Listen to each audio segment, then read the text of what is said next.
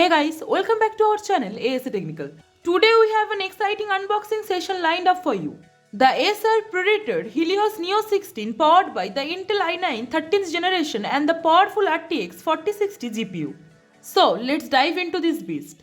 But before we do, make sure to hit that subscribe button and ring the notification bell so you never miss out on our tech updates. Alright, let's get straight into it. Acer always knows how to make an entrance. The packaging is clean and we have the laptop key specs clearly listed. In addition to the laptop, we have the standard accessories, a power adapter, documentation, and here is the Acer Predator Helios Neo 16. The design is sleek with a metallic finish embodying a distinct gaming aesthetic. The Acer Predator Helios Neo 16, this variant featuring Intel Core i9-13900HX and NVIDIA RTX 4060. And this is going to be a powerhouse. Let's turn our attention to the laptop itself.